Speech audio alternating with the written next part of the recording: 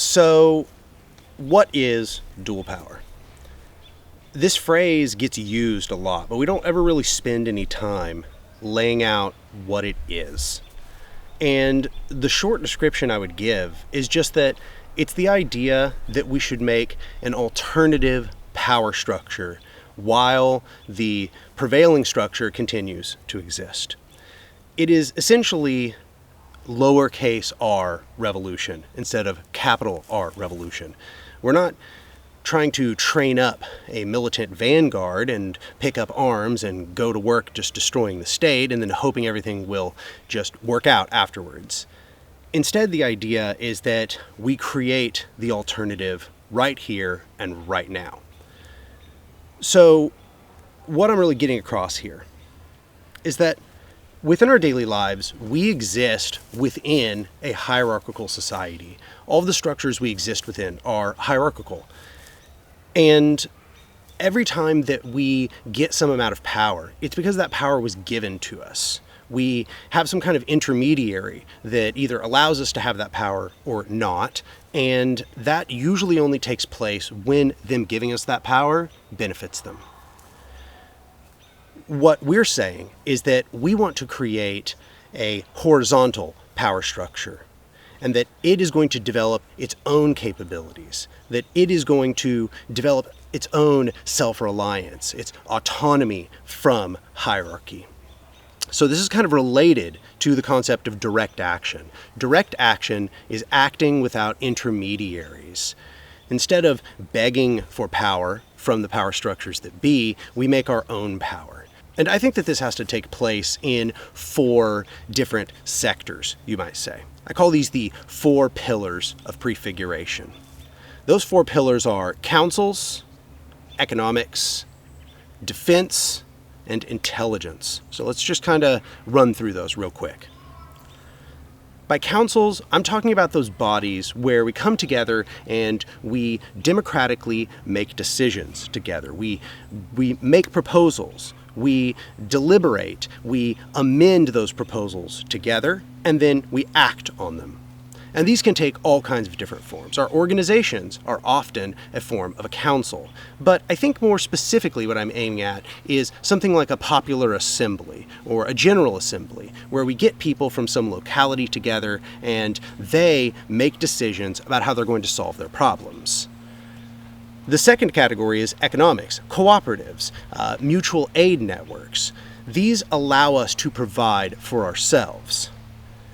The third one is defense, and defense can take many different forms. Obviously, when I use this word defense, probably a lot of things come to mind, most of them probably pretty militant, and those things are included in defense. So that would include people having arms training. That would include people knowing how to fight with their hands. But it would also include people knowing how to de-escalate violence as it takes place. It would also include going and doing harm reduction in our communities. It would also include teaching people how to be medics, for example. These are all forms of defending our communities. The last one is intelligence, and I think this one is probably the least developed of any of these 4 pillars that I've discussed so far. Intelligence is our ability to do reconnaissance about the territory that we are in. It is our ability to gather information about how the enemy structures are functioning such that we can fight against them, undermine them, sabotage them, infiltrate them, and so on. And it indeed includes things like that, infiltrating those structures, doing spy work. But it also includes things like being an information clearinghouse for information that's harmful to those structures. So this may not be the most anarchistic example, but look at something like WikiLeaks. WikiLeaks is a fully decentralized structure, and what it does is it takes information that is submitted to it that is harmful to these hierarchical structures that they want to keep secret, and it makes it public knowledge. That ability to make this public knowledge is a form of intelligence. So that may not seem like enough detail to really understand what is the dual power strategy. Well, imagine that what we're trying to do is we're trying to get more and more of the flows of power in society to be inside of those horizontal structures, in those 4 pillars of prefiguration that I just laid out. So imagine that what you have is the default state of society is hierarchy controls everything. Then what you have is arising within this hierarchical power structure, you have these horizontal structures begin to arise. These horizontal power structures, when they first start, are still going to have to receive some of their incoming power from those hierarchical structures, and they're going to act in the world with the power that they've gained there. But our idea is we're trying to reduce the amount of that. We're trying to, as quick as we conceivably can, reduce the amount of power that we get from hierarchical society. As that takes place, the hierarchical structure is going to realize that we're a threat. And it's hard to say when that's going to happen. In fact, you might say it's kind of always happening. It's kind of a graded process that just grows more and more extreme over time. So what that means is the state and corporations and white supremacy and patriarchy, all of these structures of hierarchy are going to start to fight back against us in varying ways of militancy and violence and subversion.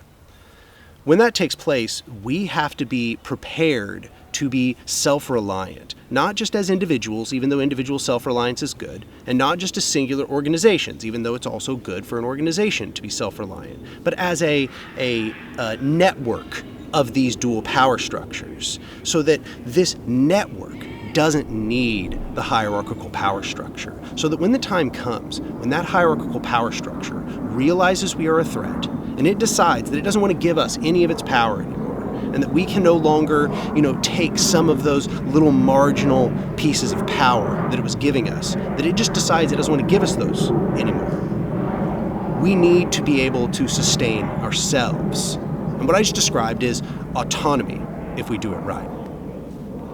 That is the overall revolutionary strategy of the dual power movement.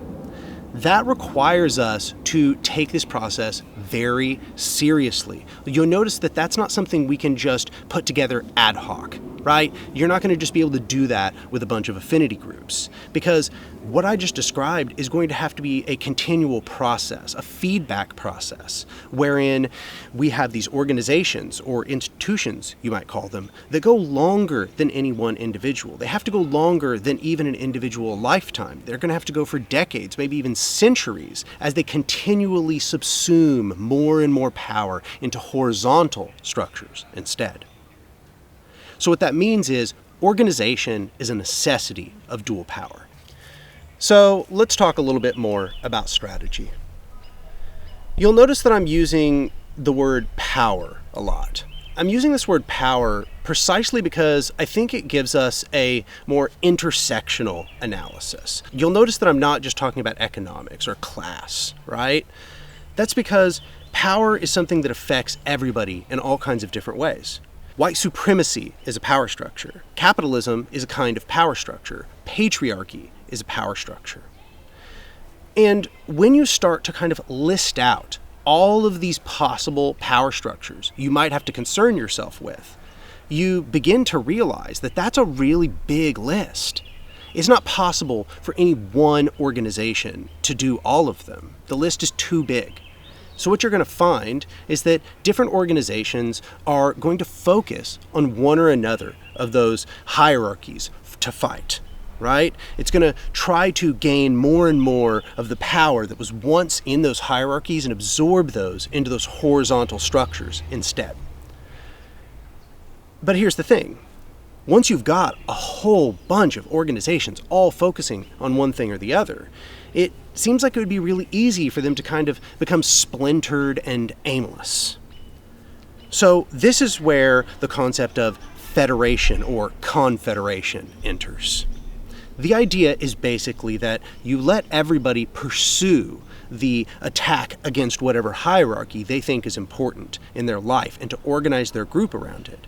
But then you organize those groups together into networks. So historically, we've used this language of federation or confederation. These are words you're probably familiar with, but they might give you the wrong idea. What I'm really getting across here is that we have to coordinate all of these organizations together such that they fight on a common strategic front. And that common strategic front is anti-hierarchy. This is the common interest that everybody holds in common. and that is hierarchy harms everyone in a different way. And in many ways, similarly, we all suffer from hierarchy in one way or another. And if we can join these networks of dual power structures together, we can form that common front against hierarchy. So I just want to say that this strategy I'm presenting, the part about anti-hierarchy and all of that, that's something that's kind of uniquely leftist. But the overall strategy of dual power, about absorbing these flows of power into an alternative structure that itself may eventually become a threat to the prevailing structures of society, is not something that only the left is concerned with. The right is also doing this. If you go do a little research, you'll find that white supremacists and ethno-nationalists of various kinds, they're creating dual power structures in all kinds of different places. Go research what is happening out in the rural areas of Washington. Go look at what's happening with Elohim City in Oklahoma. The white supremacists realized a long time ago that they need to make this alternative structure such that when the time came that they wanted to overthrow the state of things as they are, that they would be able to grow their own food, that they would have weapons training, that they would have communities to fall back on. So one thing I really want to emphasize here is that that really puts the clock on our efforts. This is urgent. This is not something we can wait around about. Because if we do, we have to understand that the right is already in the process of building up a right-wing dual power. And if we do nothing, it's very likely that if any form of rupture or civil conflict took place, that we would just lose because they've already got farms. They've already taught their people how to use firearms, how to infiltrate structures of power, and to learn about how they function. We have to do the same, and we have to do it rapidly because everything may depend on that fact. Great. Anything else you think needs to be addressed?